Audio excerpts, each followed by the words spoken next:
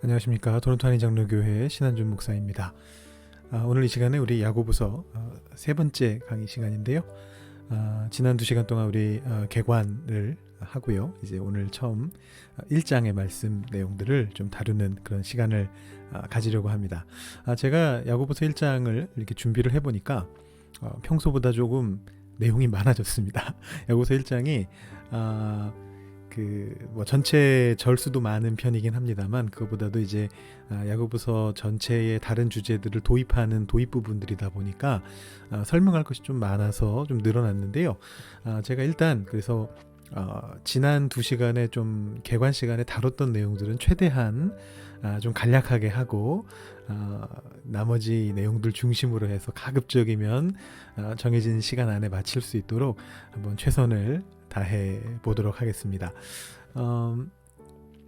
저희 정해진 시간이 있는 건 아니지만 일단 1시간 정도 늘 제가 인터넷으로 온라인으로 하는 동안에는 예전에 장 목사님 때부터 해서 1시간 정도를 생각을 하고 있고요. 지금 파워포인트가 한 거의 70페이지 넘게 준비가 돼 있어서 1분에 한 페이지 속도로 빠르게 좀 나가봐야 되기는 합니다. 그래서 혹시라도 지난 시간에 배우셨던 내용들 잘 기억이 나지 않으신다면 미리 좀 먼저 보시고 야고보서 개관 첫 번째와 두 번째 시간 내용, 특히 내용과 관련해서는 맨 앞에 처음 했던 개관은 이제 저자와 수신자에 대한 이야기들을 좀 많이 다루었기 때문에 바로 지난 시간 내용을 한번 먼저 보시고 이 내용을 다시 보시는 것도 좋으실 것 같습니다. 네, 저희가 지금 오늘 배울 내용들을 한번 간략하게 소개시켜드리고 이제 본격적으로 들어가도록 하겠습니다. 오늘 우리 1장을 다루게 되고요. 1장의 내용들 보시면 맨 처음에 인사말 한 절이 있고 그 다음에 서문을 크게 둘로 나눴는데 지난 시간에 간략 말씀드렸던 거 제가 다시 한번 간략하게 말씀드리자면 이 야고보서의 구조를 좀 설명하기가 쉽진 않다고 말씀드렸고요. 그래서 주제별로 좀 끊어간다라는 그런 말씀을 드렸었습니다. 그래서 처음에 야고보서가 쭉 다루게 될 내용들에 대한 기본적인 3가지 주제를 제시를 하는데 2절부터 4절까지 시련과 인내의 문제, 5절부터 8절까지 믿음으로 구하는 문제, 9절부터 11절까지 가난함과 부함의 문제, 이 3가지 주제가 나란히 소개가 되고 있고 그 다음에 12절부터 27절까지는 이 3가지 주제를 자연스럽게 이렇게 연결시키면서 2가지씩 연결시키면서 이 행함이라는 또 다른 이 야고보서의 굉장히 중요한 주제 쪽으로 이 주제를 심화시켜 나가고 있다라고 그렇게 말씀을 드렸었습니다. 그래서 오늘 저희가 보게 될 내용은 이렇게 총 작은 단락으로 하면 6단락 인사말과 처음 3가지 주제 제시, 그 다음에 그 주제를 묶으면서 심화시키는 2가지 단락, 이렇게 6단락을 저희가 보게 될 것입니다. 인사말부터 한번 들어가 보죠.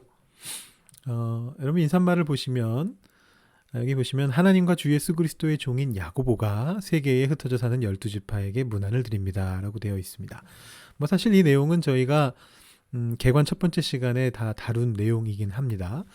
한 번만 다시 살펴보면은요, 여기 새 번역과 개역 개정판을 비교해 보시면 차이점이 느껴지실 텐데요. 어떤 차이점이 있느냐 하면 다른 거는 말투의 차이입니다만 여기 새 번역에는 세계에라는 말이 추가되어 있다는 것을 보실 수가 있습니다. 개관 때 말씀을 드렸는데요. 첫 번째 시간에 말씀드렸던 것처럼 이 세계라는 말은 원래 들어있지 않은 표현입니다. 개역 개정판이 원어에 충실하게 이제 직역을 한 것이고요. 그래서 야고보가 흩어져 있는 12지파에게 문안한다라고만 이제 표현을 했을 뿐입니다. 근데 그렇게 하면 이제 이해가 좀 잘 안 되기 때문에 새 번역 같은 경우에는 세계라는 말을 추가해서 넣었고, 그 다음에 다른 또 성경책들도 보시면 공동 번역은 사방에, 또 가톨릭 성경은 세상에, 다 비슷비슷한 표현들을 집어넣어서 이 흩어져 있다는 것이 단순히 이스라엘 내에서 흩어져 있는 것이 아니라 그때 당시의 전 세계인 그 신약 저자들의 살고 있었던 세계의 전체 세계인 이 지중해 주변 세계, 고대 근동 지역을 다 포괄하고 있는 것이다라는 것을 알려주기 위해서 이제 이 다른 번역들은 이 말들을 추가해 넣은 것이죠. 그러니까 이 해석이 잘못된 건 아니고 이 번역이 잘못된 건 아니고 그 해석을 추가해 넣은 것이다라고 그렇게 보시면 될 것 같습니다. 그래서 여기서 말하는 이 흩어져 사는 12지파가 무엇인가는 사실은 확실하지 않습니다. 이게 수신자잖아요. 첫 시간에 말씀드린 것처럼 도대체 이게 정확히 누구를 말하는 거냐, 어느 지역에 있는 사람을 말하는 거냐 알 수가 없습니다. 나중에 이제 야고보서 뒤에 보시게 될 베드로전서 1장 1절에도 수신자가 나오는데 거기도 이제 흩어져 산다라는 표현이 나오기는 나옵니다. 그래서 연관이 되는 게 아닌가 이렇게 보는 학자들도 있습니다만, 다만 거기 베드로전서 같은 경우에는 어느 지역에 흩어져 산다라는 걸 그 앞에 다 적어놨습니다. 뭐 아시아, 가파도기아 그 지역을 흩어져 살고 있는 사람들이다라고 이렇게 표시를 했는데, 이 야고보서는 어디에 흩어져 있는지를 정확하게 설명하지 않고 있기 때문에 이 표현이 무엇인가에 대해서 좀 논란이 있고요. 많은 학자들은 이것을 두 가지 중의적인 의미로 해석을 하는데, 12지파를 비유적으로 봐서 유대인이기도 하지만 12지파라고 하면 사실은 유대인이죠.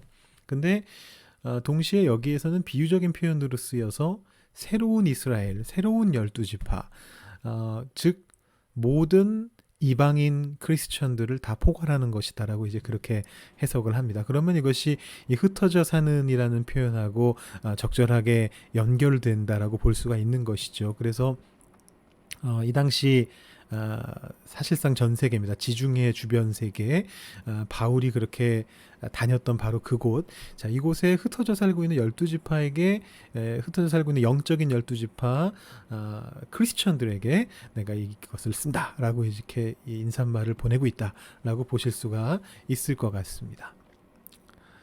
여기 인사말에서 또 한 가지 주목해서 봐야 되는 것은 그 종이라는 표현입니다. 하나님과 주 예수 그리스도의 종이라고 자기 자신을 소개하고 있습니다. 야고보가 형제라고 소개하지 않고 있습니다. 근데 이 종이라는 표현은 신구약 성경에 아주 다양하게 자세하게 다양하게 많이 나오는 그런 이제 표현들인데, 여러분이 익숙하신 대로 바울도 스스로를 예수님의 종이다라고 그렇게 표현을 했습니다. 그래서 뭐 빌립보서 1장 1절 같은 경우에도 그리스도 예수의 종이라고 나오고, 또 로마서 1장 1절, 갈라디아서 1장 10절 뭐 이런 곳에서도 나는 그리스도의 종이다, 그리스도 예수의 종이다라는 그런 표현을 쓰고 있고요. 그 다음에 이제 구약 성경에서도 너무 많아서 제가 요 신명기 하나만 적어놨는데, 여호와의 종, 하나님의 종이라는 표현은 뭐 아주 무수하게 많이 쓰입니다. 모세에게도 쓰이고 다윗에게도 쓰이고 여러 선지자들에게도 많이 쓰이고 있는 그런 표현입니다. 근데 이제 요렇게 정확하게 하나님과 주 예수 그리스도의 종이라는 완성된 문구로 자기 자신을 소개하는 것은 야고보가 유일하다. 이 야고보서의 이 표현이 유일하다라고 보실 수가 있겠고요. 여기서 뭐 조금 깊이 들어가면 그 헬라어 문법상 하나님과 주 예수 그리스도의 종이냐, 아니면 하나님과 주이신 예수 그리스도의 종이냐로 어떻게 해석할 수 있느냐에 대한 논쟁도 조금 있기는 있습니다. 만약에 두 번째라면 예수님이 주님이실 뿐만 아니라 하나님 당신이시기도 하다라는 굉장히 중요한 신앙 고백이 되기 때문인데요. 이 부분에는 약간 논란이 있는 그런 내용입니다. 어쨌든 그래서 하나님과 주님이신 예수 그리스도의 종, 또는 하나님과 주 예수 그리스도의 종이라고 자기 자신을 이제 소개하고 있다라고 볼 수가 있겠습니다. 이제 본 내용으로 들어가서 서문의 첫째 단락으로 한번 들어가 보겠습니다. 시련과 인내의 문제인데요. 나의 형제자매 여러분, 여러 가지 시험에 빠질 때에 그것을 더할 나위 없는 기쁨으로 생각하십시오. 여러분은 믿음의 시련이 인내를 낳는다는 것을 알고 있습니다. 여러분은 인내력을 충분히 발휘하여 조금도 부족함이 없이 완전하고 성숙한 사람이 되십시오. 이렇게 되어 있습니다. 저희가 개관에서 살펴봤던 것처럼 이 단락의 주제는 두 번 나오고 있는 시험, 시련이라는 단어와 이어서 나오고 있는 인내, 인내력이라는 단어입니다. 그래서 제가 제목을 시련과 인내의 문제라고 이렇게 붙여놓은 것이고요. 사실 뭐 시련과 인내의 문제는 우리가 신약 성경을 하면서 또 뭐 구약에서도 마찬가지겠습니다만 계속해서 다뤄왔던 것입니다. 바울도 사실은 이 주제를 계속해서 다루고 있고, 크리스천이 왜 시련과 고난을 겪어야 하는가, 당연히 겪어야만 한다라는 이제 그런 주제들을 가지고 여러 번 바울도 이야기를 했는데, 지금 야고보 같은 경우에도 이것을 첫 번째로 제시를 하고 있는 것이죠. 그래서 저 개관 때 말씀드렸던 것처럼 아마 이 수신자들이 시련 속에 있었다, 시험 속에 있었던 것이다 같다라고 이제 짐작은 할 수 있지만 정확히 어떤 종류의 시험이었는지는 이제 알 수가 없습니다. 자, 어쨌든 여기에서 야고보는 이 야고보서를 듣고 있는 독자들에게 뭐라고 얘기하는 거냐면 시험이 있지만 그래도 괜찮다. 그 시험은 인내를 낳기 때문이다. 그 인내를 가지기 위해서 노력해야 된다. 이제 이런 얘기를 하고 있는 것이죠. 근데 여기서 보시면 그 결과가 뭐냐 하면 완전하고 성숙한 사람입니다. 굉장히 중요합니다. 이 지금 개역개정하고 한번 비교해 보십시오. 개역개정판 성경하고 이 세번역 성경을 한번 비교해 보시면 뭐 내용상으로는 많은 차이는 없는데 문장의 어순이 바뀌어져 있어서 조금 느낌이 다릅니다. 자, 세번역을 보시면 여러분은 인내력을 충분히 발휘하여 조금도 부족함이 없이 완전하고 성숙한 사람이 되십시오. 어디에 포커스가 맞춰져 있는 것 같으세요? 인내를 발휘하라 쪽에 있습니까? 아니면 부족함이 없어야 된다는 쪽에 있습니까? 아니면 완전한 사람이 되어라 쪽에 있습니까? 세번역을 읽어보시면 완전하고 성숙한 사람이 되어라 쪽에 조금 더 강조점이 있다는 것을 느끼실 수가 있을 겁니다. 근데 개역개정판 성경의 어수는 인내를 온전히 이루라. 이는 너희로 온전하고 구비하여 조금도 부족함이 없게 하려 함이라. 이렇게 번역을 해놨기 때문에 부족함이 없는 쪽이 더 포커스가 들어갑니다. 온전하다라는 주제는 지나가는 주제고 부족함이 없게 하기 위해서 온전해져라라는 것처럼 들려진다는 것이죠. 이게 참 번역의 어려움인데요. 그 헬라어의 원래 어순을 그대로 번역한다면 개역개정판 번역이 더 정확한 번역입니다. 직역이죠. 근데 여러분 아시다시피 헬라어는 이 영어와 같은 어군에 속하는 언어지 않습니까? 그 우리말은 중요한 내용이 뒤에 나오지만 그래서 그런 농담도 있죠. 한국말은 끝까지 들어봐야 한다 하는 그런 농담도 있듯이 한국말은 중요한 내용이 뒤쪽에 나오는 경향이 있습니다. 근데 이제 영어나 이런 유럽의 언어들은 대체로 중요한 내용이 앞에 나옵니다. 그래서 중요한 내용부터 먼저 다 말해버리고 거기에 부차적으로 추가되는 말들은 거기에 뭐 관형사 어구로서 혹은 뭐 관계대명사 절로서 뭐 이렇게 접속사 절로서 이렇게 뒤에다 계속 덧붙이는 거잖아요. when 언제 이랬고 뭐 which 이런 일이 일어났고 이런 식으로 계속 뒤에 덧붙이는 거죠. 그러니까 지금 원어의 어수는 개역개정이 더 정확하지만 의미를 따져본다면 이 4절 같은 경우에는 세번역의 번역이 조금 더 낫다라는 것입니다. 그러니까 지금 이 4절의 내용을 한마디로 요약한다면 가장 중요한 포커스가 어디에 들어갔냐고 본다면 부족함이 없는 쪽이 아니고 완전하고 성숙한 사람이 되는 쪽에 있다라는 것입니다. 이게 굉장히 중요합니다. 왜냐하면 우리가 이 시련과 인내의 문제에 있어서 완전하고 성숙한 사람이 되어야 한다는 이 꼴을 보지 못할 경우에 우리의 최종적인 꼴이 뭐가 되느냐 하면 이 자라남에 있지 아니하고 그냥 꾹 참는 것에 있게 됩니다. 인내라는 게 그런 거잖아요. 참아내는 것이죠. 근데 이 인내가 물론 지금 여기 우리가 보는 것처럼 성숙으로 나아갈 수 있다면 좋은 일인데 많은 경우에 성숙으로 나아가지 못하고 인내가 무엇을 낳게 되느냐 하면 완고함을 낳게 되는 경우가 있습니다.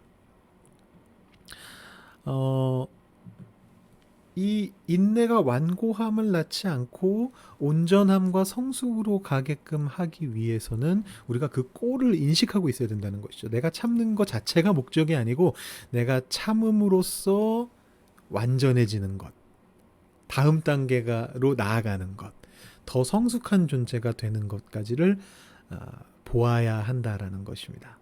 그래서 지금 여기에 세번역 번역이 더 낫다라고 말씀을 드렸는데요. 그러자마자 개역개정판 번역이 더 나은 부분이 나와버렸습니다. 이렇게 같은 절 안에서도 성경 번역본들 따라 어느 게 더 낫고 어느 게 덜 낫고 이런 게 좀 있습니다. 지금 파란색으로 제가 표시한 부분인데 보시면은요.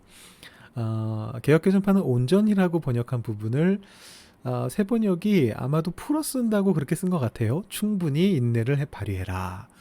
왜냐하면 인내가 온전하다라는 거는 좀 우리말상 어색하니까 그걸 풀어 쓴 것 같습니다. 근데 이제 이렇게 함으로써 사실은 이 온전함에 대한 강조가 조금 희석된 부분이 있죠. 어, 그 완전하고 성숙한 사람이 되라라는 말을 맨 뒤로 뺨으로써 강조하는 것은 좋았는데 저자가 두 번이나 강조한 온전함이라는 표시를 하나를 다른 단어로 바꿔버림으로써 약간 약화시킨 단점이 또 세 번역에 있습니다. 그래서 이 온전함이라는 단어는 헬라어 텔레이오스라고 하는 단어인데 뭐 이 단어가 헬라어 단어가 중요한 건 아니고요. 근데 이 단어가 제가 소개 안 하고 넘어가려고 했었는데 왜 소개시켜 드리느냐 하면 너무 중요한 단어라서 소개를 시켜드립니다. 야고보서 안에서 모두 5번 발견이 됩니다. 바로 2절에서만 2번 발견이 되고요. 개역개정에서 보시는 것처럼 인내를 온전하게 이루어라. 너희가 온전해져야 된다. 라는 2번에 걸쳐서 이 텔레이오스란 단어가 나오고 그 다음에 1장에서만 2번 더 나오고 1장 17절에 나오고 1장 25절에 나오고 그리고 3장 2절에 나옵니다. 총 5번이 나오는데요. 이 짧은 성경 안에 5번이 나오는데 같은 단어가 바울 서신 전체에 7번이 나옵니다. 전체 개수로는 바울 서신에 더 많이 나오지만 양을 생각해 보신다면 바울 서신이 뭐 10배가 훨씬 넘을 거 아니에요. 뭐 10장이 넘는 서신들이 많이 있으니까. 그래서 실질적으로 빈도로 볼 때는 이 야고보서에 어마어마하게 많이 나오고 있고 정말 중요한 단어다라는 것이죠. 그 중요한 단어가 여기에 2번 연달아 나오고 있습니다. 그러니까 이 점에 있어서 이 다시 한번 실현과 인내의 목표가 인내를 완수하는 데 있는 것이 아니라 온전해지는 것에 있다라는 걸 다시 한번 확인할 수 있다라는 것입니다. 그래서 제가 이 그림 한번 찾아봤는데요. 어떻게 좀 턱이 좀 고집스러워 보이시나요? 예, 턱이 좀 약간 고집스럽게 보이는 그림으로 제가 찾아봤습니다. 인내는 고집과 다르다는 것이죠. 우리가 이 최종 골을 모르면 이 시험을 거쳐서 시련을 거쳐서 우리가 인내함으로써 우리가 도달해야 되는 그 최종 골이 무엇인지 모르면 그냥 버티다가 그냥 거기에 갇혀버리게 될 수가 있다는 것입니다. 근데 그렇지 않다는 것이죠. 이 야고보서가 말하는 이 시험의 목적은 인내의 목적은 완전한 존재가 되는 것, 성숙한 존재가 되는 것이다라는 사실을 알려주고 있는 것입니다.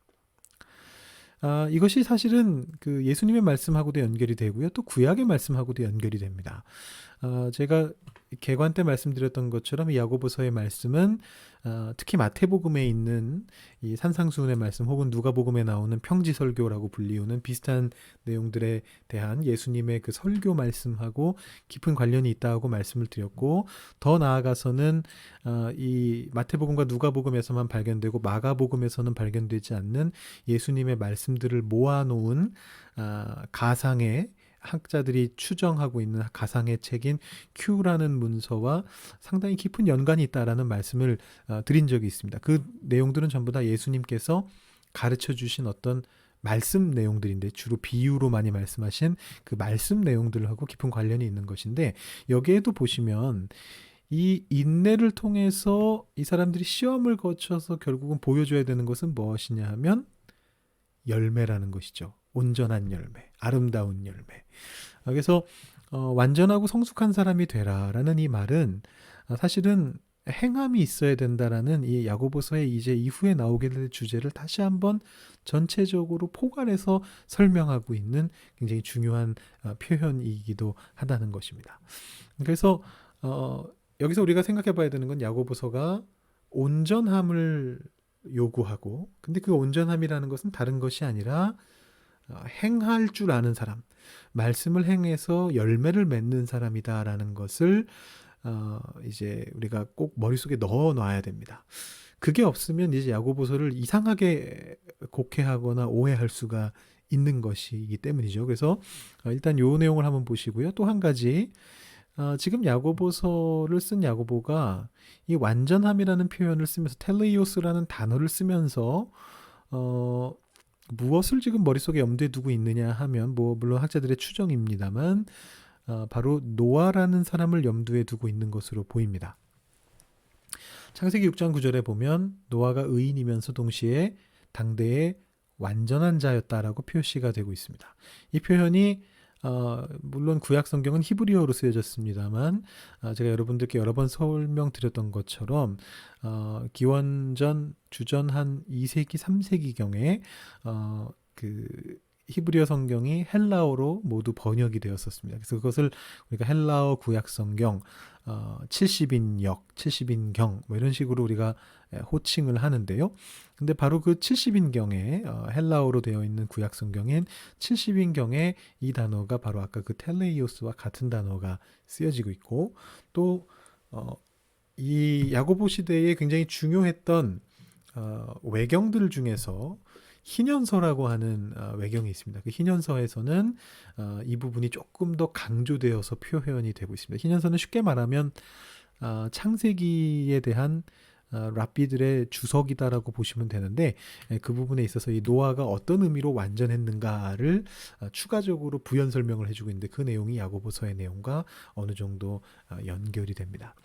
그래서 이제 이 외경을 어떻게 이해할 것인가 이 주제는 제가 요번 그 상반기 그 끝날 때쯤에 유다서를 말씀드리면서 조금 더 깊이 한번 제가 나누어 드리도록 하겠습니다. 일종의 특강 개념으로요. 유다서가 굉장히 짧은 성경이기 때문에 근데 유다서 안에는 에녹서를 비롯해서 많은 그 외경에서부터 온 문구들이 많이 들어가 있거든요. 구약 외경에서.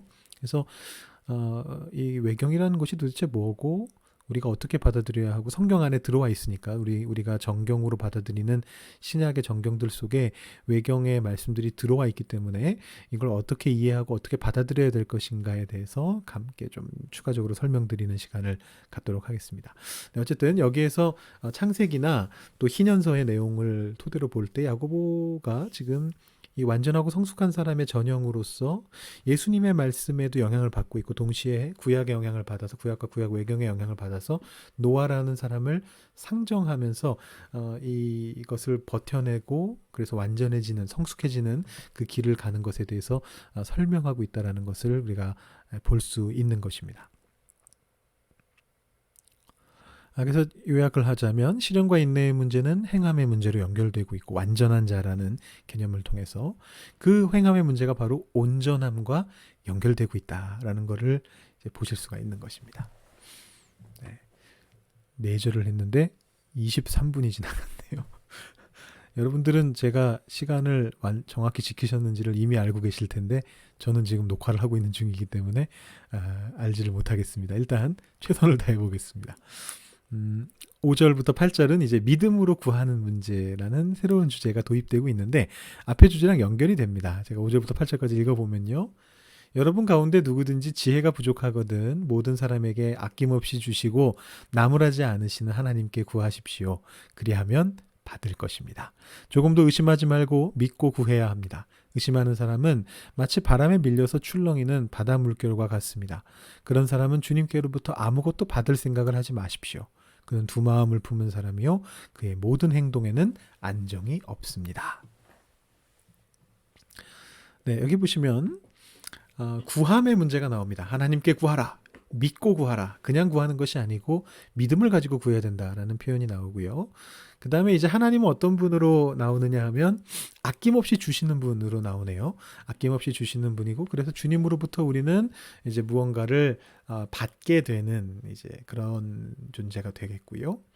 그 다음에 또 한 가지 주제는 의심이라는 개념이죠. 그래서 믿음과 대조적으로 의심을 가지고서는 하나님 앞에서 구하는 것들을 받을 수 없다라는 뭐 이런 내용들이 여기에 쭉 나오고 있습니다.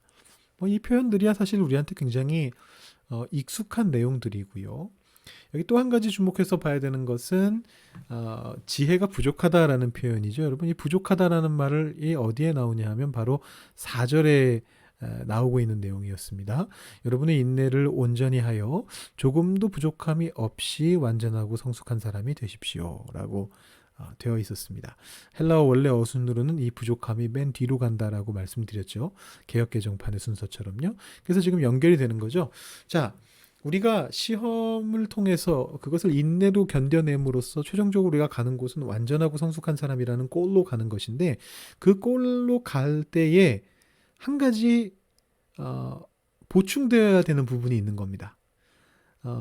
시련은 내가 인내로 버팀으로써 완전함이 되는 것이 아니고 시련과 인내와 완전함을 가는 사이에 무엇이 추가되느냐 하면 하나님으로부터 오는 공급하심이 있는 것이죠. 이게 없으면 우리 개인의 능력으로는 그 시험을 이겨낼 수도 없고 인내할 수도 없습니다. 그래서 지금 이걸 이렇게 연결시키는 것이죠. 자, 부족할 수 있다는 겁니다. 인내를 최선을 다해서 온전히 이루려고 노력을 해서 결과적으로 온전한 성숙한 존재가 되는 것까지는 좋은데 부족함이 없이는 안 되는데요? 라고 묻는 사람이 있는 거죠. 부족한데요? 제 능력만으로는 부족한데요? 그렇게 묻는 사람이 있을 거라는 거를 야고보가 미리 전제해놓고 얘기를 꺼내는 겁니다. 자, 그런데 여러분 중에 부족한 사람이 있을 것 같아요.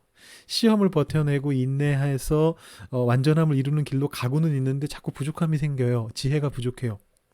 그럴 때 어떻게 하느냐? 기도하라라는 것입니다. 모든 사람에게 아낌없이 주시고 나무라지 않으신 하나님께 이제 구하여라라는 이제 그런 내용으로 이제 5절부터 8절까지 내용이 전개가 되는 것이죠. 여러분 이 말씀은 어디서 보신 말씀이냐 하면 개관에서도 한번 말씀드렸습니다만 바로 예수님의 산상설교 안에 산상수훈 안에 나오는 내용입니다. 구하라 그리하면 너희에게 주실 것이 여러분 너무 잘 아시는 바로 그 말씀이죠. 이 다음 여기 제가 길어서 안 적었는데 이 뒷내용이 뭐냐 하면은 하나님께서 아버지의 마음으로 아들에게 뭐 생선 달라 하는데 뱀 줄 사람이 어디 있느냐 뭐 이런 얘기를 예수님이 얘기하시면서 하나님이 아버지의 마음으로 가장 좋은 것을 주신다라고 얘기하는데 바로 그 내용이 앞에 5절에 나와 있는 아낌없이 주시는 분이시다라는 말과도 연결이 됩니다. 그러니까 지금 1장 5절의 내용은 직접 인용하고 있지는 않지만 마태복음 7장에 나와 있는 이 말씀을 거의 있는 그대로 인용하고 있는 거다라고 보실 수가 있을 것 같습니다.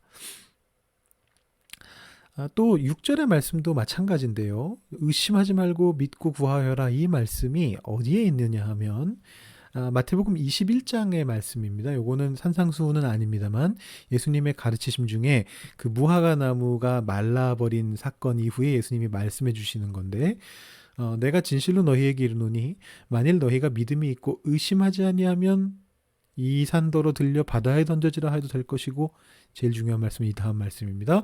너희가 기도할 때에 무엇이든지 믿고 구하는 것은 다 받으리라 하시니라.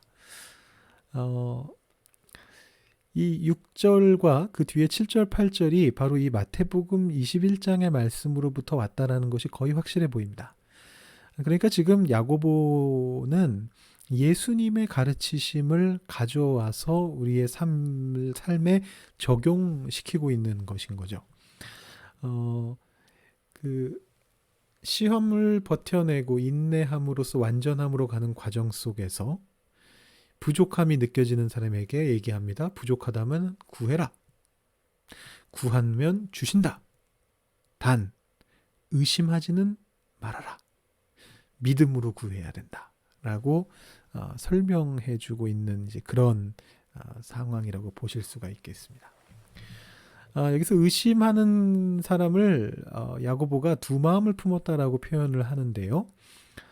그러니까 여기서 말하는 것은 우리가 불현듯이 드는 어떤 말 그대로의 오늘날 우리가 쓰는 표현 그대로의 어떤 의심의 감정을 얘기하는 것은 아닙니다. 여러분 의심의 감정을 우리가 완전히 배제할 수는 없습니다. 성경에서 우리 보고 갖지 말라고 하는 의심도 그런 의심이 아닙니다. 의심할 수 있죠. 의심이 생길 수 있습니다. 그 자체가 죄는 아닙니다. 근데 성경에서 말하는 의심이라는 건 결국 뭐냐 하면 그 의심에 침식이 되어져서 내 마음이 결단을 내리지 못하는 행함으로 나아가지 못하는 특히 야고보서에서는 그런 주제인 거죠. 지금 믿음으로 구하면 받는데 그 믿음을 믿음 대신에 의심을 같이 가지고 있는 겁니다. 그래서 믿음의 마음으로는 구하고 싶으나 내 안에 있는 의심의 마음으로는 구해봤자 안 될 걸이라는 생각이 드니까 안 구하게 된다는 것이죠. 자, 믿음이 있고 의심이 있다 할지라도 그 의심의 감정이 불현듯 찾아온다 할지라도 하나님이 진짜 계신 거 맞나? 하나님이 나를 정말 사랑하시는 거 맞나? 하나님 나를 사랑하시는데 내 삶이 왜 이 모양이지? 이렇게 의심의 감정들이 불쑥불쑥 찾아온다 할지라도 이 믿음이 그 의심을 눌러서 마침내는 이 믿음과 의심은 사실은 이렇게 같이 가는 것인데 의심을 믿음이 다시 누르고 그것을 의심이 다시 올라올 때 다시 믿음이 그것을 누르고 엎치락뒤치락 하는 가운데 그것이 한 마음이 되어져서 하나님 앞에 간구하고 말씀을 행하는 삶으로 나아갈 수 있으면 되는 겁니다. 그건 의심하는 삶이 아닙니다. 근데 의심이 믿음을 이기고 그 의심 때문에 내가 믿음으로써 행해야 되는 일을 하지 않게 되면은 그것은 의심이 이긴 삶이 됩니다. 그건 의심하는 삶이 됩니다. 그것이 바로 두 마음을 품은 삶이라는 것이죠. 그래서 여기서 말하는 두 마음을 품었다라는 것은 사실은 이것도 그 구약의 외경인 집회서라는 외경에서 온 표현인데요. 두 혀를 가지고 있다 혹은 두 마음을 품었다라는 표현들이 이제 그 집회서에 종종 나오는데 이제 그 표현을 받아와서 지금 묘사하는 게 그런 의미입니다. 결단하지 못하는 삶, 행동이 없는 삶. 두 가지 생각이 같이 있어서 아무것도 하지 않고 내팽겨치고 있는 삶. 그래서 왔다 갔다 하는 것이죠. 그러니까 그 모든 행동에는 안정이 없는 것이죠. 그래서 그런 삶을 살면 안 되고 믿음, 의심의 감정이 든다 할지라도 최종적으로는 믿음으로 구하는 그 행동으로 나아가야 된다라는 것을 이제 이야기하는 것입니다. 그래서 이것을 한번 정리해 보면은요, 믿음으로 구하는 문제는 기도와 연결이 되고, 바꿔 말하면 이 기도는 바로 믿음과 직결이 된다. 믿음 없이는 기도가 안 된다라는 것이고요. 그래서 이 주제가 시련과 인내의 주제로부터 나온 것이다. 아까 제가 설명을 쭉 드렸습니다. 인내는 우리 힘만으로 할 수 있는 것이 아니고 하나님이 주시는 것을 통해서 이루어내야 되는데 그것은 바로 우리가 구함을 통해서 얻을 수 있다. 믿음으로 구하면 다 주신다라는 것이 바로 이 주제의 내용이었습니다. 그리고 이 주제가 이제 가난함과 부함의 문제 세 번째 주제로 넘어가는데 이 부분이 조금 어렵습니다. 그래서 요거를 제가 학자들이 논의하는 내용을 다 설명드리면은 저희가 하는 이 내용이 무슨 그 박사 과정이 되는 것이기 때문에 그렇게 하기는 좀 어려울 것 같은데 일단 한번 넘어가 보죠. 제가 말씀을 먼저 읽고요. 9절부터 11절을 읽고 제가 말씀드릴 수 있는 내용들만 좀 말씀을 드리겠습니다. 자, 여기서 이제 세 번째 주제가 나옵니다. 비천한 신도는 자기가 높아지게 된 것을 자랑하십시오. 부자는 자기가 낮아지게 된 것을 자랑하십시오. 부자는 풀의 꽃과 같이 사라질 것이기 때문입니다. 해가 떠서 뜨거운 열을 뿜으면 풀은 마르고 꽃은 떨어져서 그 아름다운 모습은 사라집니다. 이와 같이 부자도 자기 일에 골몰하는 동안에 시들어버립니다. 네, 그래서 세 번째 주제가 도입이 되고요. 이 주제가 굉장히 좀 뜬금없이 나옵니다. 그렇게 느껴지시나요? 앞에 시련을 인내를 통해서 이겨내서 온전한 사람이 되어라. 성숙한 사람이 되어라. 그걸 위해서 필요하다면 하나님께서 주시는 것을 믿음으로 구해라. 하나님 주실 것이다. 의심하지 말고 구해라. 여기까지는 연결이 되는데 이 두 주제는 잘 연결이 되는데 갑자기 거기에서 가난한 사람은 그 가난한 사람이 자기가 높아지게 될 것에 대해서 자랑하고 부자는 자기가 낮아지는 것을 자랑해라라고 이야기하는 거죠. 그러니까 이제 일단 앞의 내용하고 연결이 잘 안 되고요. 두 번째는 뭐냐면 여기서 이 부자가 도대체 누구냐라는 질문이 생기게 됩니다. 이 부자를 지금 좋게 평가하고 있는 건가, 나쁘게 평가하고 있는 건가, 이 부분이 조금 이제 논란이 대상이 됩니다. 학자들도 아직 그 결론이 이렇게 내려져 있지는 않습니다. 저는 이제 그 중에서 제가 판단한 대로 이 야고보서 전체를 좀 흘러가는 어떤 흐름에 따라서 제가 판단한 한 가지를 택해서 여러분들께 좀 말씀을 드리는 쪽으로 하는 게 좋을 것 같아서 그렇게 일단 준비를 해봤습니다. 일단 이 주제 자체는 성경에 많이 나오는 주제입니다. 여러분 누가복음 6장 20절을 보시면 예수님이 하신 말씀이죠. 이게 바로 마태복음 산상수훈에 대응되는 누가복음에 있는 평지설교의 팔복의 말씀입니다. 근데 여러분 이 말씀 아마 익숙하게 잘 알고 계실 텐데 그 예수님이 그 마태복음에서 팔복을 시작하실 때는 마음이 가난한 자 심령이 가난한 자는 복이 있나니 라고 그렇게 시작을 하십니다. 그죠? 심령이 가난한 자는 복이 있나니 천국이 저희 것이며 라고 이렇게 이야기를 하시는데 누가복음에서는 뭐라고 말씀하시느냐 하면 너희 가난한 자는 복이 있나니 하나님의 나라가 너희 것이며 라고 그렇게 말씀을 하십니다. 예수님이 2번 설교하셨을 수도 물론 있습니다만 많은 학자들은 이것을 어떻게 생각하느냐 하면 아까 제가 지난 시간에 개관 시간에 말씀드렸던 것처럼 그 큐라고 하는 예수님의 말씀을 모아놓은 어떤 자료집이 있었을 것이다라고 추측을 하고, 그래서 공통의 자료집에서 마태복음의 내용과 누가복음의 내용이 이렇게 서로 나왔다라고 보는 많은 학자들은 두 가지 중에 어느 것이 원래 예수님이 하신 말씀에 더 가까운가 뭐 이제 이런 것들을 생각을 합니다. 뭐 예를 들면 같은 그 산상수훈에 있는 말씀 중에 그 주기도문 같은 경우도 이제 그런 학자들이 그런 것들 연구를 하거든요. 그래서 누가복음의 주기도문이 더 짧고 내용이 몇 가지가 빠져 있고 마태복음은 더 길고, 그래서 많은 학자들이 그 경우에도 사실은 누가복음이 더 원래 예수님이 하신 기도에 더 가깝다라고들 생각을 합니다. 왜냐하면 마태복음에 덧붙어 있는 부분들은 그 앞부분과 맨 뒤에 송영 부분이거든요. 그래서 이 송영은 나중에 초대교회가 이 예수님의 말씀을 가지고 예배 시간에 이 주기도문을 하면서 자연스럽게 덧붙은 것이다, 이제 이렇게 보는 학자들이 많이 있습니다. 근데 여기에서도 많은 학자들은 누가복음의 말씀이 예수님이 실제로 말씀하셨던 말씀에 더 가까울 것이다라고 추측을 합니다. 그러니까 예수님이 처음에 말씀하실 때 너희 가난한 자는 복이 있다. 돈의 문제를 다루셨다는 겁니다. 너는 가난하다. 너희들은 복이 있다. 하나님 나라가 너희의 것이 될 것이다. 라고 말씀하셨다는 것이죠. 근데 마태복음에서 그것을 마음이 가난한 자로 바꾼 이유는 이제 그 초대교회 안에 그 가난한 사람만 있었던 것이 아니라 나름대로 부자라던가 혹은 뭐 적당히 잘 사는 사람들도 다 섞여 있었는데, 그들에게 이 말씀을 전하기 위해서 중요한 거는 마음이 가난한 것이다. 너희가 마음이 겸손하고 가난하게 행하는 것이다 라는 해석을 덧붙여서 그렇게 쓴 게 아닌가라고 이렇게 추측하는 학자들이 많이 있습니다. 그래서 여기서 보면은 예수님의 말씀, 지금 제가 드린 말씀은 사실은 이 야고보서를 이해하는 데 있어서 뭐 크게 중요한 것은 아니고 어차피 저희에게 누가복음 말씀이 있으니까, 이 누가복음 말씀에서 보시면 예수님이 뭐라고 말씀하시느냐 하면 가난한 자는 복이 있다.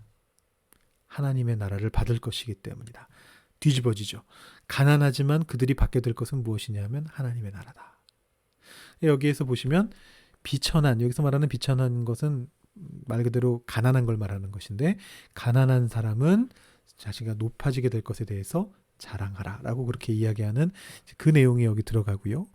그 다음에 이 주제는 사실은 예수님만 말씀하신 것이 아니고 구약에서부터 신약에 이르는 동안에 많은 실제 가난했던 사람들의 어떤 뭐라 그럴까요? 레퍼토리? 아주 흔하게 나오는 그 사람들이 하나님께 기도할 때 늘 이야기했던 내용 중에 하나였습니다. 그래서 여기 지금 제가 사무엘상 2장 7절에서 8절 말씀을 인용해 놨는데, 여러분 사무엘상 2장 7절에서 8절이 누구에 대한 말씀이라고 생각하십니까? 여러분들이 제 앞에 만약에 계시다면 제가 여기서 이제 대답을 들을 텐데요. 그러면 이제 여러분 중에 어떤 권사님이 딱 이렇게 말씀해 주시거나 아니면 맨 뒤에 앉아 계시던 장로님이 딱 손을 드시고 답을 말씀해 주실 텐데요. 다 아시겠지만 사무엘상 2장은 바로 한나의 이야기입니다. 지금 이 내용이 한나의 기도입니다.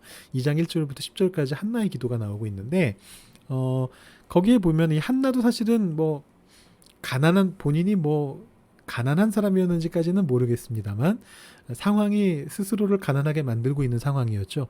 여기에서 보면 이런 주제가 나오는 겁니다. 여호와는 가난하게도 하시고 부하게도 하시고 낮추기도 하시고 높이기도 하신다. 가난한 자를 일으키신다. 빈궁한 자를 올려주신다. 그래서 귀족들과 함께 앉게 만들고 영광의 자리를 차지하게 하신다.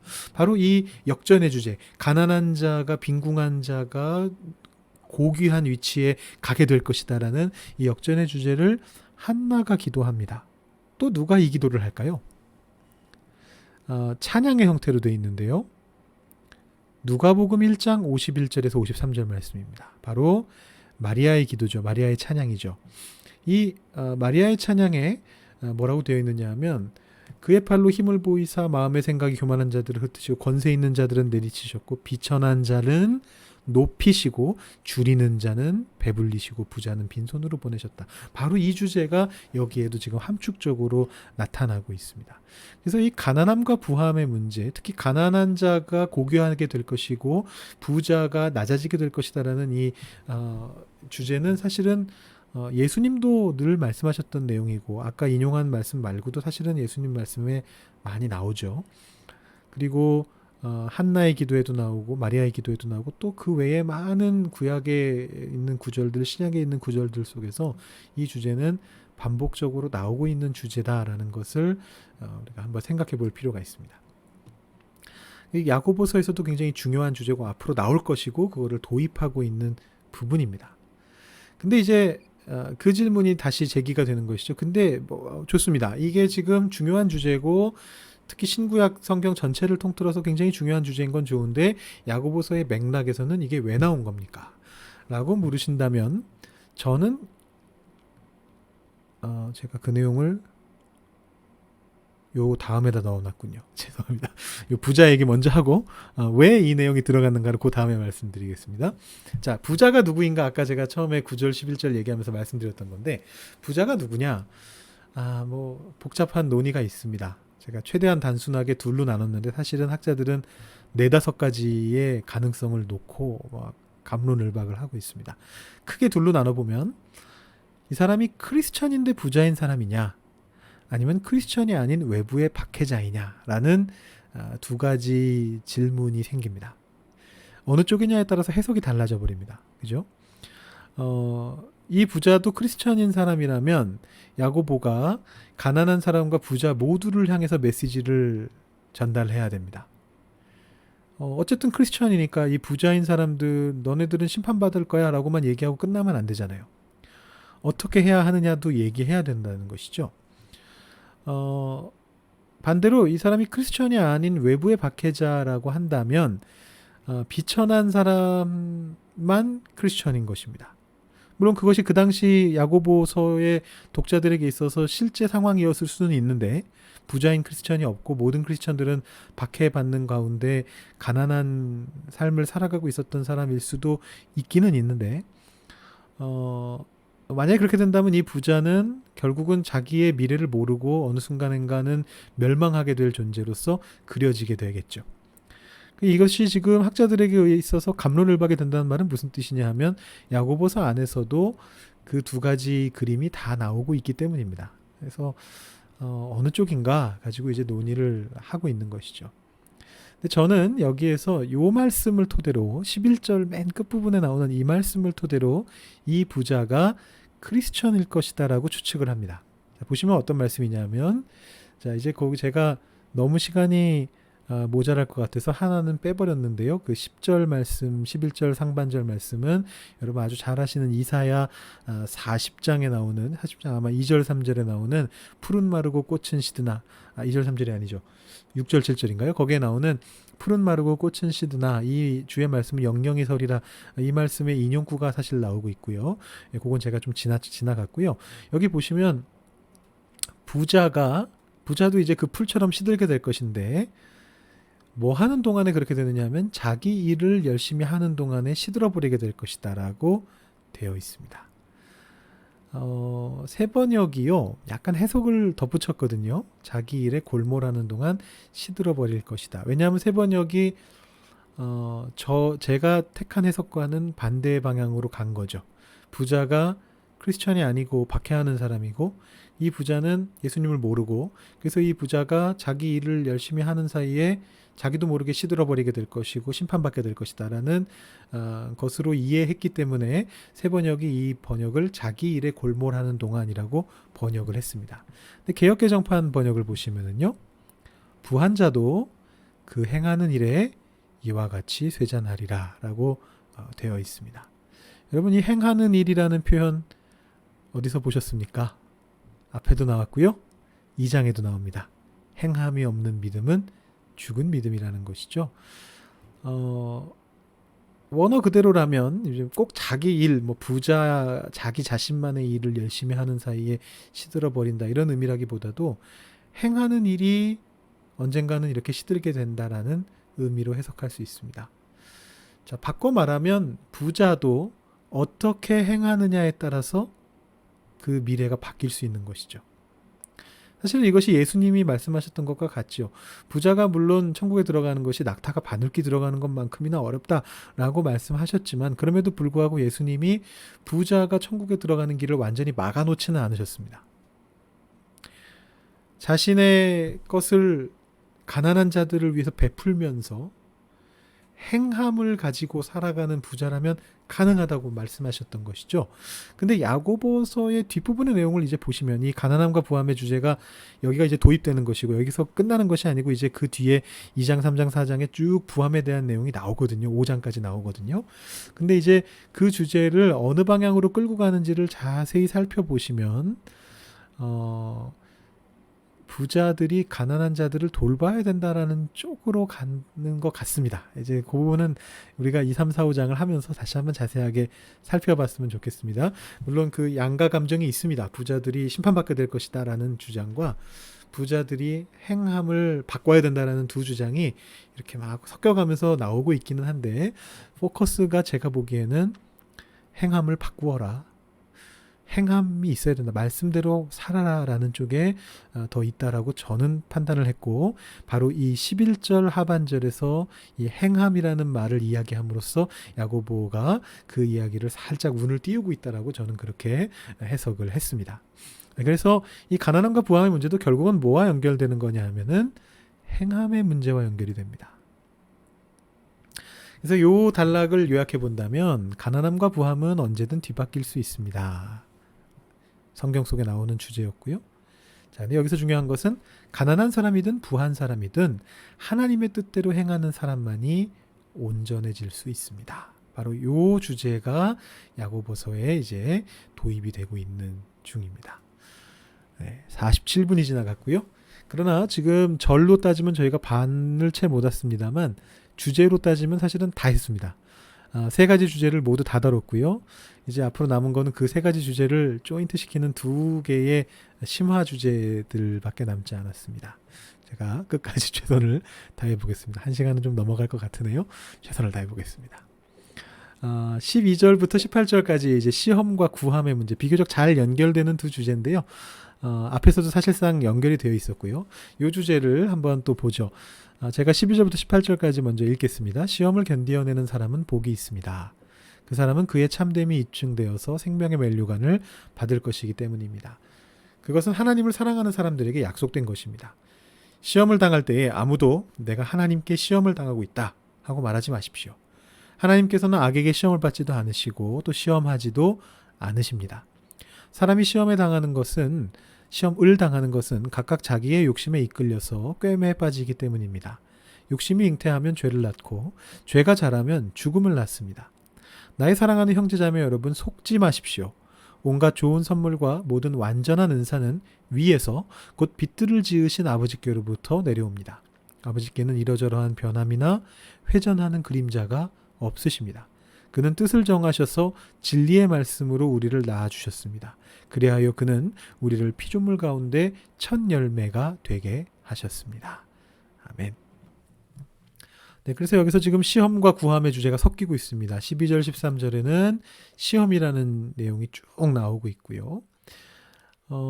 여기 개관 때 말씀드렸던 내용입니다. 12절 상반절의 문구가 팔복의 문구와 아주 동일하다. 이러한 사람은 복이 있나니 이러이러할 것이다 라는 말씀을 드렸고요.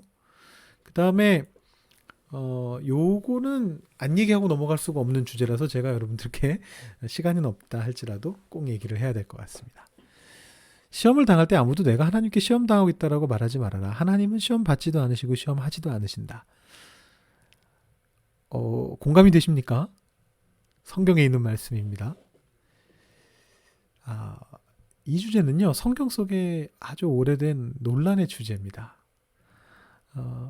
구약에서부터 이 주제가 나옵니다. 여러분 보시면은요, 사무엘하 24장 1절을 보시면 다윗이 인구조사를 한 내용이 나오는데 그 다윗이 인구조사를 왜 했느냐? 하나님이 시켰다라고 되어 있습니다. 여호와께서 시키셨다. 여호와께서 이스라엘을 향해 진노하셨기 때문에 그들을 치시려고 다윗을 움직이셔서 인구를 조사하게 만드셨다라고 되어 있습니다.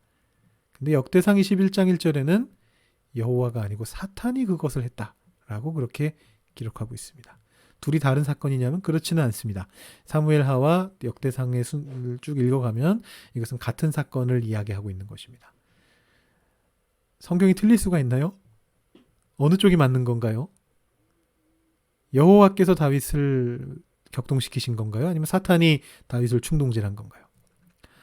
자, 이 성경을 우리가 이해하는 것이 그렇게 생각보다 단순하지가 않습니다. 제가 다음 주 수요일에 수요 예배 때 이 주제를 가지고 하나님의 말씀 속에 있는 어떤 모순 논란이 되는 부분들을 어떻게 이해할 것인가 이 주제를 가지고 좀 더 깊이 들어가려고 하거든요. 그래서 혹시 이 주제에 대해서 관심이 있으시다면 다음 주 수요 예배를 꼭 참여해 주시고요. 간략하게만 말씀드린다면 성경에 있는 내용들을 우리가 그냥 단순하게 칼로 무자르듯이 그냥 딱 잘라서 설명할 수가 없습니다. 이렇게 나오니까요. 사무엘하와 역대상이 서로 다른 얘기를 합니다. 다윗을 시험한 존재가 여호와이신가 사탄인가? 여기에는 성경을 쓰고 있는 사람의 해석이 들어가 있습니다. 물론 그 해석이 잘못됐다라는 얘기는 아닙니다. 하나님께서 성령의 감동을 주셔서 그 사람들에게 쓰게 하셨죠. 근데 문제는 그 안에 논란이 있는 겁니다. 하나님께서 그 논란까지 그대로 쓰신 겁니다. 이게 중요합니다. 사무엘하를 쓴 사람은 성령의 감동으로 다윗이 시험받은 존재가 여호와 하나님이라고 생각했고요. 역대상을 쓴 사람은 역시 성령의 감동으로 다윗을 시험한 존재가 사탄이다라고 생각했습니다. 역대상이 더 늦게 쓰여진 책이거든요. 역대상을 쓴 사람은 사무엘하를 읽으면서 이것이 어색하다라고 생각한 겁니다.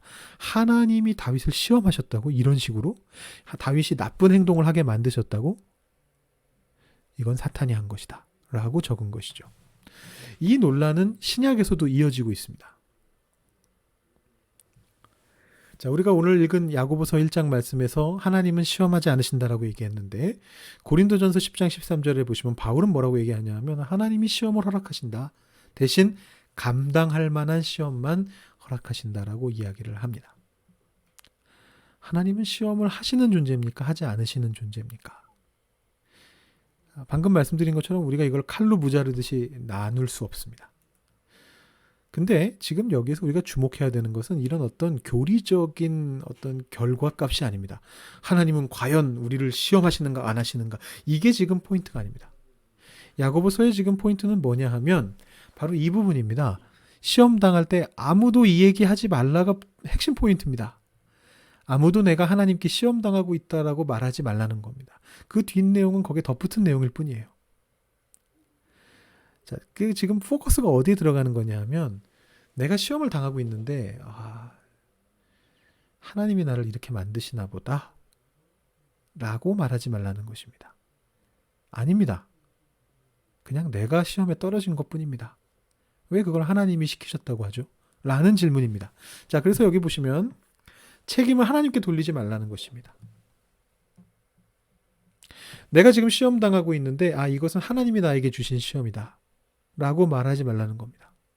여러분 지금 한국에서 지금 굉장히 논란이 되고 있는 것 중에 하나가 뭐냐 하면 교회들이 방역 수칙을 지키지 않아서 지금 계속 교회를 통해서 그 코로나 바이러스 환자들이 계속해서 늘어나고 있습니다. 뭐 하루 자고 일어나면 새로운 뉴스가 나옵니다. 또 다른 교회 계속해서 나옵니다. 근데 이제 크게 사고를 치고 있는 교회들은 사실은 깊이 들여다보면 다 좀 뭔가 문제가 있는 교회들입니다. 정상적인 기독교라기보다는 이단이거나 혹은 이단성이 있거나 혹은 뭐 이단으로 드러나진 않았지만 좀 문제가 많은 가장 최근에 바로 지난주에 논란이 됐던 어떤 선교회도 기숙학교를 운영했다는 선교회도 어제 오늘 기사를 보니까 그 대표인 목사님이라는 분이 정상적인 방법으로 목사 안수를 받지도 않으신 분이고 뭐 그 심지어는 대학도 정상적인 방식으로 그 자신의 학력을 속였다 뭐 이런 얘기들이 지금 나오고 있는데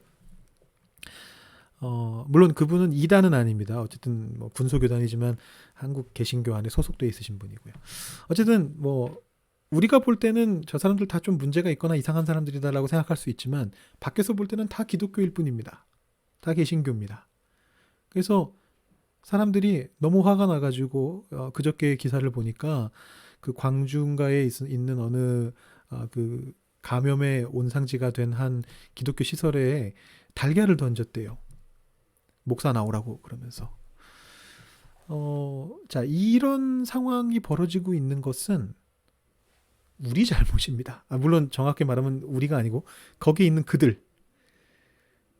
그 사람들의 잘못입니다. 그 사람들이 어쩌면 지금 이렇게 기도하고 있을 수 있습니다. 우리가 지금 겪고 있는 이 시련은 하나님이 주신 것입니다.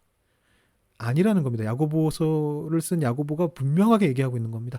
하나님께 시험 당하고 있는 건 아니라는 겁니다. 너희 잘못이다라고 얘기하고 있는 겁니다. 책임을 하나님께 돌리면 안 된다는 겁니다. 지금 누구 때문에 하나님이 고초를 당하고 계시고 누구 때문에 예수님의 이름이 업신여김을 당하고 있는가를 잘 생각해 봐야 됩니다.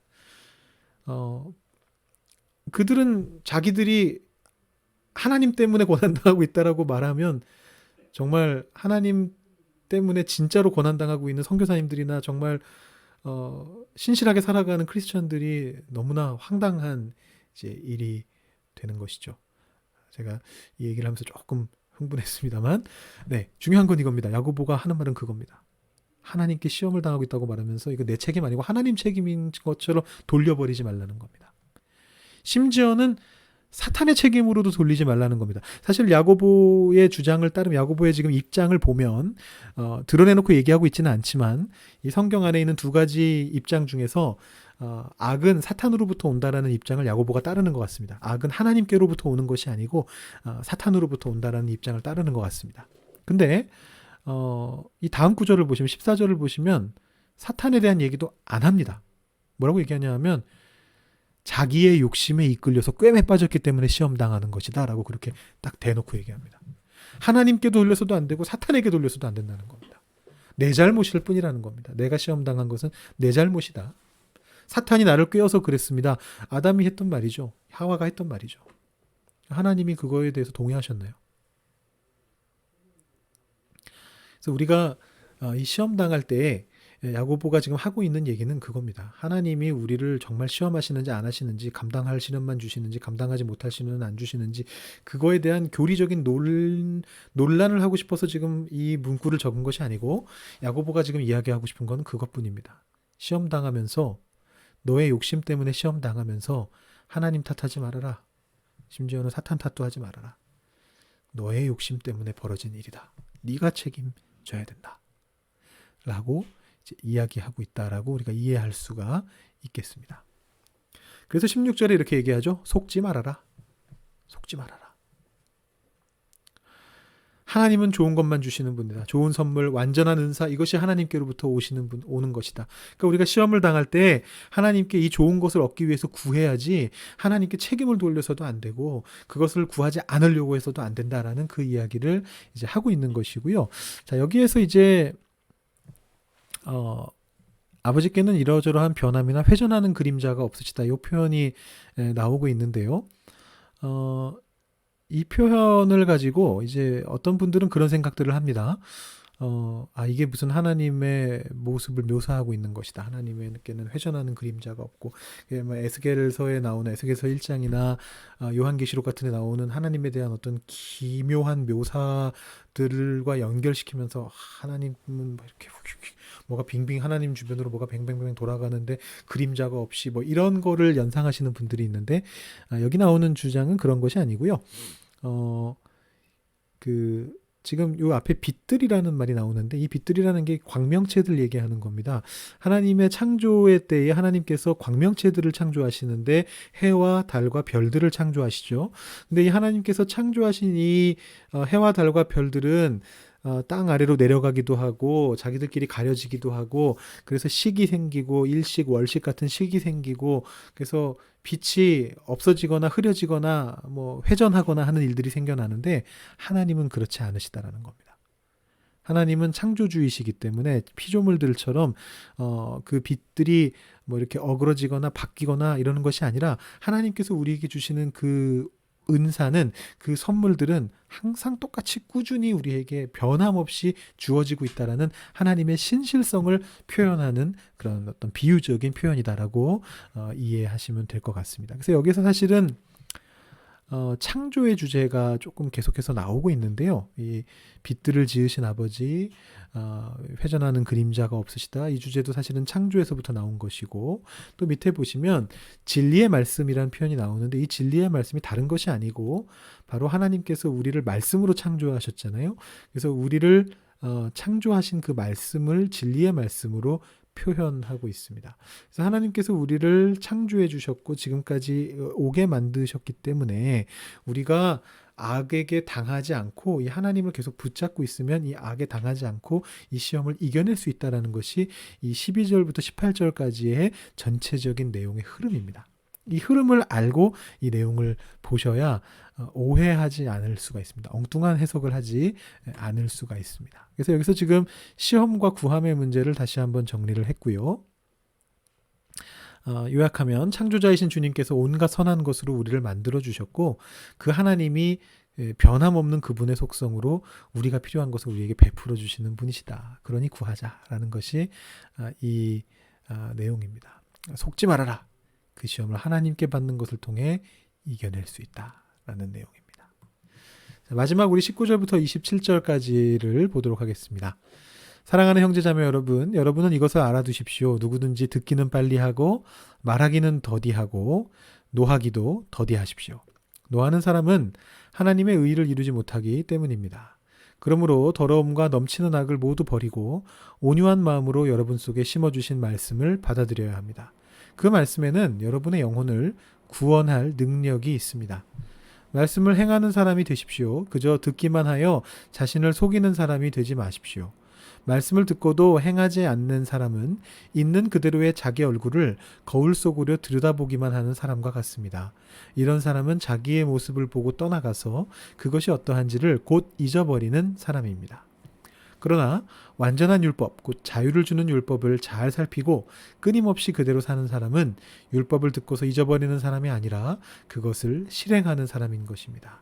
이런 사람은 그가 행한 일에 복을 받을 것입니다. 누가 스스로 경건하다고 생각하면서도 혀를 다스리지 않고 자기 마음을 속이면 이 사람의 신앙은 헛된 것입니다. 하나님 아버지께서 보시기에 깨끗하고 흠이 없는 경건은 고난을 겪고 있는 고아들과 과부들을 돌보아주며 자기를 지켜서 새 속에 물들지 않게 하는 것입니다. 아멘. 1시간 조금 넘었습니다. 우리 마무리를 하겠습니다. 네, 여기에서 보면 21절에 여러분 속에 심어주신 말씀이 나오네요. 아까 우리가 18절에서 봤던 진리의 말씀하고 연결되는 것이죠. 이제 그 주제가 여기 전체를 관통하고 있는 하나의 주제입니다. 우리 안에 하나님이 창조주이신 하나님의 말씀을 심어주셨다. 그 말씀이 우리를 구원할 능력이 있는데 그러면 우리는 무엇을 해야 되느냐? 우리 안에 있는 심어주신 이 말씀을 결국은 행해야 된다는 것이죠. 야고보의 주장은 그겁니다. 행하지 않고서 어떻게 그 말씀이 의미가 있느냐. 그래서 여기 보시면 첫 번째 주장은 뭐냐 하면 듣기는 빨리 하고 말하기는 더디하고 노하기도 더디해라. 더러움과 악은 다 버려라. 라는 것이고요. 제가 아까 이 말씀 읽다가 제 말이 너무 빨라졌다는 걸 깨달았습니다. 말하기는 더디하고 부분에서 제가 그래서 일부러 좀 천천히 읽었는데요. 네, 지금 말씀을 받아들이는 두 가지 방법은 첫 번째 앞부분에 나와 있는 내용은 악을 버리는 것, 노하지 않고 말은 더디하고 듣기는 빨리 하고 뭐 이 주제들은 사실은 지혜 문학 속에 성경 안에 있는 뭐 잠언이나 전도서나 욥기나 이런 지혜 문학 속에 아주 반복적으로 나오고 있는 그런 이제 내용이고요.